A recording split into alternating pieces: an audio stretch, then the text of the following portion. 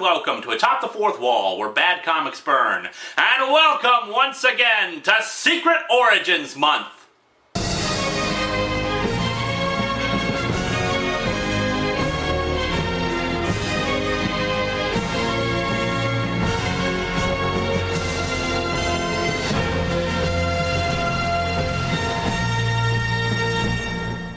You know, I just realized that I don't even have to record those opening lines. I could just edit the same thing in over and over, and you'd never know. How's that for a mind screw? Anyway, next up in the Origins department is the Dark Knight detective Batman. From fighting aliens to calling people retarded, Batman certainly had his fair share of history, but how did it all begin? After the success of Superman, national publications asked for more superheroes. According to a tribute that Jeanette Kahn, former editor-in-chief at DC, had written when Bob Kane died, Kane and Bill Finger originally conceived the idea of Batman on a bench outside of Edgar Allan Poe's house. Finger himself had said that Batman had been an idea of Bob Kane's, but the original ideas for the character were quite different. He only had a domino mask, red tights, no gloves, and bat-like wings instead of a cape. Influence for the character himself, like Superman, came from pop culture. Having a cavernous lair that you gained entrance to via a secret passage, as well as a rich man leading a double life as a vigilante, they got those ideas from the Mark of Zorro. Another inspiration for the costume was a 1930 film called The Bat Whispers, where there was a killer in a bat mask and cape. Like with Superman's creation, there's some controversy surrounding the creators of Batman. When Bob Kane sold the character to DC, he got sole rights to the credit of the creation, meaning he got most of the fame and glory with it. However, Bill Finger was equally responsible for much of the character's look, personality, and a ton of the mythos of Batman. It was a point of understandable irritation for the guy. Made worse is that Kane also used ghost artists who would draw a lot of art, get paid for their work, but were never credited for it. It wasn't an uncommon practice at the time, but I can imagine it's not useful for resumes. Hell, even today, Bob Kane gets sole credit for Batman in the actual books. However, as I said in the Superman video, there are equally valid points from both sides about arguments concerning this kind of thing, and I'm not here to pick sides. We're here to talk about comic books. So let's dig into the story that started the Batman, Detective Comics number 27.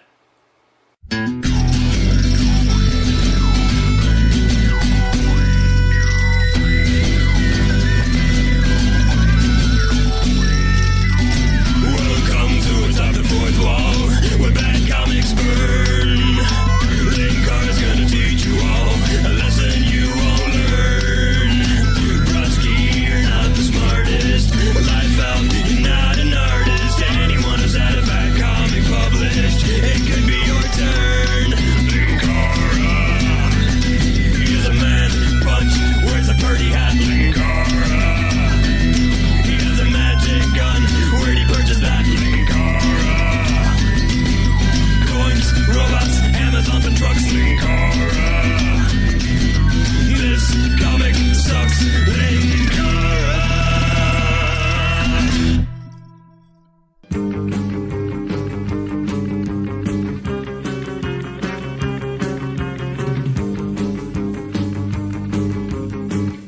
You may be surprised to learn that the first Batman story is not an origin story. In fact, it's only 6 pages long, and the beginning makes it clear that Batman has been operating for a while.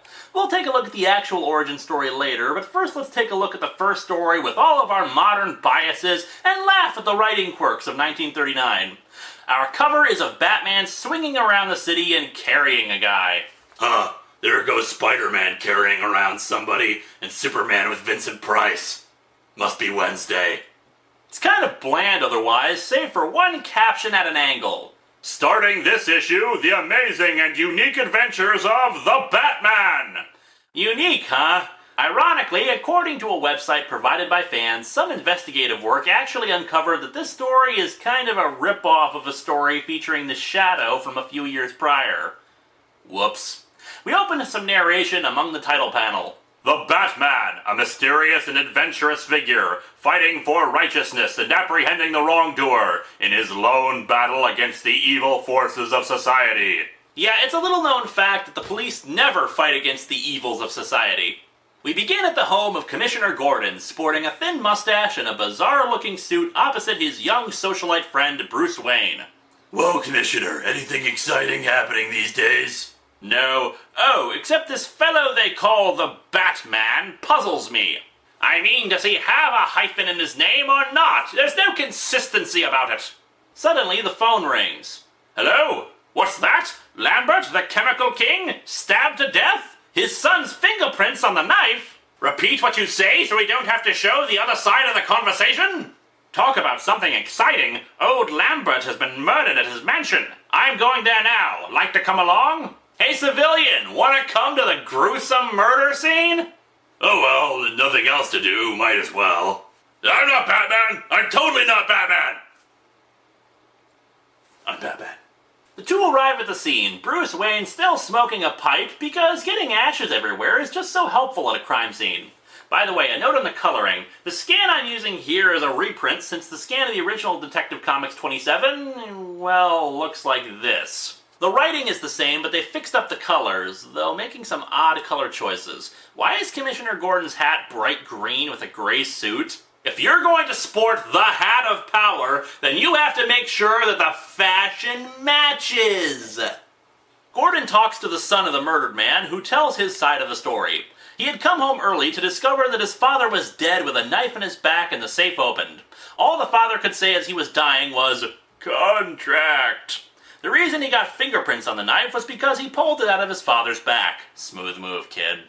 The house receives a phone call from one of the murdered man's business associates who informs Gordon that the murdered man had gotten a death threat earlier. And I'm afraid I'll be next. What shall I do? Wait, and do not leave anybody in. Leave anybody in? What the hell does that mean? Does he have a guy cooking in the oven? Bruce Wayne decides to leave and, just as I anticipated, empties his pipe ashes right onto the floor. The world's greatest detective, ladies and gentlemen. Meanwhile, the other industrialist is murdered by a guy in an orange striped suit. The hell was up with fashion in the 1930s? Our tiger print villain then steals a piece of paper from the man's safe and climbs out the window to the roof. What, is he planning to escape by helicopter? Why wouldn't he escape to the ground? However, their daring airship escape is blocked by the Batman! Yes, the Batman who, with his purple gloves of vengeance, delivers a mighty blow to one crook and then proceeds to clumsily headlock a guy and then toss him over his shoulder. How the hell does he get in this sort of position? I'm Batman. The police arrive too late and Batman gets away, but Gordon quickly concludes that all the business partners are in danger. Let's go to Rogers next. We'll just go to them one at a time, no worries. It's not like they're being murdered or anything, and... Oh, wait. The Batman reads the paper he snatched from the killers, and a grim smile comes to his UPS. I'm sure that's supposed to say lips, but sadly the lettering here isn't exactly at its best. He speeds his car towards an unknown destination. Ah, behold the first appearance of Batman's classic vehicle, the Batmobile, coupe. And painted bright red. Surely this will strike fear in the heart of evil. Anyway, the businessman Gordon's on his way to, named Rogers, goes to the fourth and final one, named Stryker. He's met at the door by John Goodman here, who promptly knocks him out. John Goodman is Stryker's assistant, and he ties up Rogers and puts him underneath a lowering glass bubble. He explains that the bubble is actually a gas chamber used for experimenting, and he'll kill him that way instead of, with a gun or knife or something. Like a true Bond villain, he walks downstairs while his nefarious death trap goes into action. At that moment, the Batman leaps through an open transom. Yeah, it's important to have a nice, big, open, windowless skylight in your sterile laboratory. The Batman... Look, stop the quotes already. You're just starting to sound like even you don't take this seriously. Seizes a wrench from a table and leaps for the gas chamber. The Batman quickly plugs the gas jet with a handkerchief as the gas chamber descends entirely over them. I'm Batman, and I can breathe poisonous gas in a gas chamber. I am the Knight. Batman smashes the glass and gets Rogers out. John Goodman returns, but of course Batman just socks him with the purple fist of justice. Well, to be accurate, he, attacks his crotch first. The ambiguously gay duo. Rogers Rogers meets up with Stryker and informs him that his assistant tried to kill him. Stryker pulls a knife, saying he has to finish the job himself and throw him into the acid tank below, because I guess this guy just stores huge acid tanks in his laboratory that someone can fall into. However, once again, it's the oddly eared Batman to the rescue, grabbing Stryker and explaining the situation. This rat was behind the murders. You see, I learned that you, Lambert, Crane, and Stryker were once partners in the Apex Chemical Corporation. Stryker, who wished to be sole owner, but having no ready cash, made secret contracts with you to pay a certain sum of money each year until he owned the business. He figured by killing you and stealing the contracts, he wouldn't have to pay his money. And I would have got away with it too if it hadn't been for you snooping kids. Batman explains that he figured it out thanks to the contract he got off the killers. Suddenly, Stryker shoves Batman away and starts ranting. Sure, I did it, but you won't send me to the chair for it. And the purple fist of justice speaks once again. However, he falls through the safety railings. Geez, OSHA's gonna have a fit when they see how weak the railings are. He's falling right into the acid tank. Oh crap.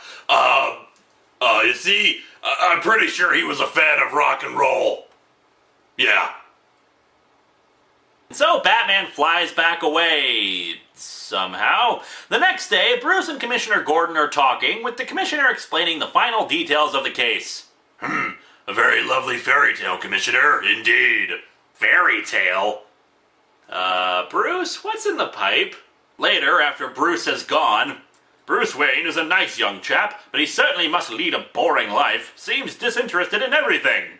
Ah well, regardless of the problem, smoking is the answer. Bruce Wayne returns home to his room. A little later, his door slowly opens and reveals its occupant. If the Commissioner could see his young friend now, he'd be amazed to learn that he is the Batman! Man, I need a butler or something, because I really don't know how to put on a cape. Also, I should get a cave. That last chick I dated was wondering why all of my Batman stuff was in my room. She thought I was into some weird stuff. So yeah, the first Batman story ever made. It's simple, but it does highlight a few elements that would be commonplace later, like Batman's sudden disappearances, his quick thinking, his detective skills. On the other hand, though, the artwork is not exactly up to par. The coloring is odd in more than one spot, and Batman kind of had to get over the whole killing people thing. Once or twice in the early days, he even used a gun. Now, of course, people are free to have their own opinions on this, but personally, I've always been against superheroes using lethal force for numerous reasons, and Batman especially, given his own past. He's not the Punisher, for crying out loud. He's a dark vigilante, sure, but he's trying to create a better world. A world where an 8-year-old kid wouldn't lose his parents like he did. Which brings me to the other disappointment of this issue, the lack of an origin story. However, for your enjoyment, here's a bonus for today. Batman's origin story didn't actually come until 6 issues later in Detective Comics number 33. We're not going to look at the full issue or the full story, mostly because the digital copy I have, well, looks like this. Plus, every version of it I find is missing a page. However, it is reprinted in Batman Chronicles Volume 1 if you're interested. Fortunately, the awesome fans Chad Polenz, sorry if I mispronounced that, and Charles Poole were both fantastic enough to email me scans of the origin story. Legend. Myth. The hell is that for? The Batman and how he came to be, / exclamation point. What the heck's with the typo there? Is that supposed to be another exclamation point? I mean, come on, no one had any whiteout or a marker or a crayon or something to just make that look better? Some 15 years ago, Thomas Wayne, his wife, and son were walking home from a movie. So, for the nerds out there, that would make Batman roughly 23 or so when he started crime fighting. Nowadays, he's 30-ish. What's this? A stick-up, buddy. I'll take that necklace you're wearing, lady. Leave her alone, you... Oh, I just realized that bullets hurt. When Martha Wayne starts yelling for help, the mugger shoots her, too. The boy's eyes are wide with terror and shock as the horrible scene is spread before him.